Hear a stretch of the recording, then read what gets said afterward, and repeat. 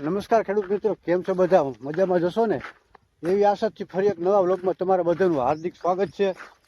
અને આપણે વાડીએ છીએ બપોરના બરાબર 3:30 વાગ્યા છે. હવે આજ તો વાતાવરણ થોડું ઘણું વાતાવરણ થઈ ગયું છે, ઓલું માવઠાની આગાહી છે, આપણે ખબર છે બધાને. અને આપણે આ પટ્ટા મરેલા હતા, પડાની અંદર ધૂળ નાખેલી હતી. જોઈ લો, આવા ઢોરા ઢબરા થયેલા છે. અહીંયા ઢોરો છે, અહીંયા વધારે પડી ગયું, અહીંયા નથી પડ્યું, વળી અહીંયા વધારે પડી ગયું. આ રીતના ઢોરા ઢબરા થયેલા છે બધે. તો આના માટે હવે શું કરવાનું, એનો બેસ્ટ ઇલાજ આપણી પાસે છે કે આમાં નથી કોઈ લોડરની જરૂર પડવાની કે નથી કોઈ હુપડું મારવાનું. હુપડું મારવામાં છે ને, અને હેવી ડાઈવર જોઈએ તો જ આ વસ્તુ થઈ શકે. ને અત્યારે એવા ડાઈવર આ સિઝન છે, ધોમ બહુ મળે ને એટલા માટે. અને લોડરથી કરી તો એ બધું મોંઘું પડતું હોય છે. તો આના માટે આપણે બેસ્ટ દેશી જુગાડ અપનાવ્યો છે.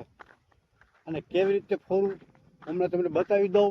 અને એનાથી ફોરાઈ જાય ને તે પછી પણ તમને પડાનું બતાવી દઉં કે કેવું થઈ ગયું પડું. જો અત્યારે બધા ઢોરા ઢબરા દેખાય છે, તમે જોઈ લો. આના માટે વિડીયોમાં બન્યા રહેજો, બહુ મસ્ત મજાનો ઉપયોગ આવે એવી વસ્તુ આ બધી. હમણાં હું તમને બતાવી દઉં કેવી રીતે કરવાનું ને પછી આપણે એમાં ટ્રેક્ટર હાંકવાનું છે. અને અત્યાર સુધી આપણો વિડીયો જોયો અને ચેનલને સબસ્ક્રાઈબ ન કર્યું તો ચેનલ સબસ્ક્રાઈબ કરી નાખજો.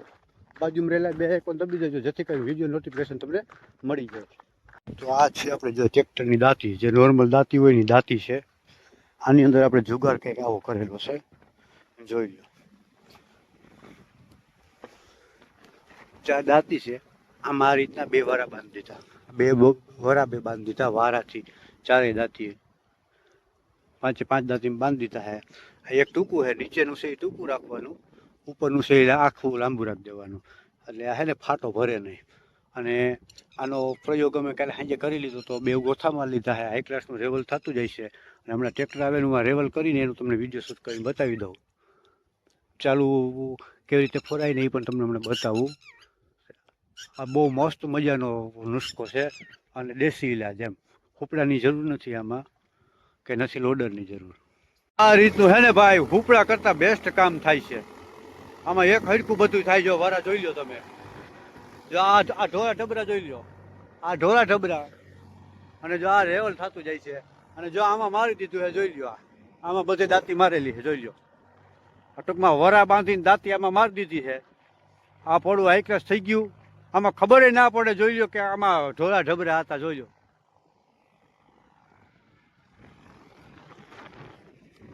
જોયો તો જે કોઈ ખેડૂત મિત્રો છે આવી રીતે પટ્ટા માર્યા હોય ને ઢોરા ઢબરા થયા હોય, કારણ કે અમુક ડ્રાઈવર કીધે પટ્ટો કાયદેસર લાગતો હોય વ્યવસ્થિત, અમુક ડ્રાઈવર થોડોક નબળો હોય ને તો ઢોરા ઢબરા થતા હોય. એ છે પછી ધૂળ આવતી હોય ને માટી જે એ થોડીક ભેજવાળી ભીની હોય ને તો પણ ઢોરા ઢબરા થતા હોય, કારણ કે ચોટી જાય, ટેલરની અંદર ઉલારે ને ચોટી જાય, પડે ત્યાં ઢીગલો થઈ જાય, ના પડે ત્યાં હાવ ના પડે, એમાં આવું થતું હોય. એટલે આના માટે છે ને, જે મેં બતાવ્યું ને, દાંતીમાં બે વરા આડા રાખી દેવાના, નીચેથી 5 આંગળ જીગા રાખીને પછી 5 આંગળ જગ્યા છોડીને ઉપર બાંધી દેવાના બે વરા. તમે બતાવ્યું એવી રીતે જો આ મારે છે, એટલે હાઈ ક્લાસનું એકદમ રેવલ જેવું થતું જાય. હજી આમાં સમજી લેજો કે આમાં હજી આપણે છે ને આડી દાંતી મારવાની છે. જો આજ વરા હોતી આડી દાંતી મારશું, આડી દાંતી મારી પછી રાપ કાઢશું, રાપ કાઢીને પછી હમાર મારશું. એટલે આમાં ખબર નહીં પડે ક્યાં ઢોરો હતો નહીં. જો આ ઢોરો છે, જોવો, જો આ થઈ ગયું રેવલ થઈ ગયું. પણ હજી આમાં આડી વાય છે, આડી દાંતી આવશે, પછી રાપ આવશે અને પછી હમાર આવશે. કાયદેસર વ્યવસ્થિત થતું જાય છે. અને ઓલું ઉપડું હોય ને તો શું થાય, બેસી જાય ત્યાં ધૂળ લઈ લે અને ઉપડી જાય ત્યાં ઢોરો રહી જાય. એટલે ઉપડા કરતાં પણ આમાં બેસ્ટ કામ થાય.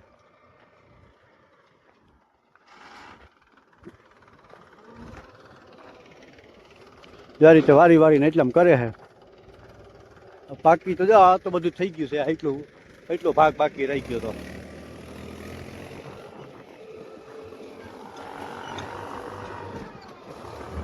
જો થઈ જાય વ્યવસ્થિત હાઈ ક્લાસ, આપણે છાંયમાં ઢોરા ઉપર બેસી નિરાયતે હાકે છે ને જોઈ વ્યવસ્થિત હાલે છે ને બરાબર.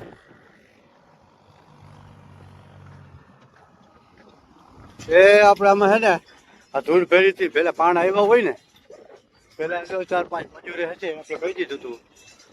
આખો દિવસ અત્યારે 4 વાગ્યા છે, પથ્થર વીણી લીધા, જો આવા નાના નાના ઢેગલા કરી લીધા હતા. 15-20 ઢેગલા થયા જો આવા પથ્થરના ઢેગલા થઈ ટ્રેક્ટરમાં નાખી દઈએ છે, પછી કાઢી નાખી દો. કામકાજ ચાલુ છે અત્યારે. જે આ રીતે પથ્થર ભરી છે અત્યારે આખા પડામાંથી પથ્થર ભરીને ટ્રેક્ટરમાં નાખી પાટીઓ છે ત્યાં નાખી દેવાનું છે. આ હેલું રહીએ ના કરતા એટલા પડામાં હતો વીઘામાં પડામાં પથ્થર વીણીને હાઈથી નાખી દે તો અઠવાડિયું વયું જાય. ડાયરેક્ટ ટ્રેક્ટરમાંથી આમાં પથ્થર વીણાઈ ગયા અને કાઢ્યામાં મજબૂત થઈ ગયા. એટલા પથ્થર પડી જાય કાઢીએ. આનું ટ્રેક્ટર ભરાઈ ગયું છે અને હવે અને જો આપણે બાજરો વાવ્યો ને એનો કાઢ્યું હોય એ ટોળા બધા છે ને જે અહીંયા નાખી દઈએ એટલે થઈ જાય રેડી. જો ટ્રેક્ટર આવી ગયું હોય જો હવે તો ભાઈ ગઈકાલે છે ને સાંજના રાતના વીજળીના કડાકાન ભડાકાન થયા હતા. પવન પણ એવો જોરદાર હતો. વરસાદ તો જોકે હજી નથી આવ્યો એવો બધો.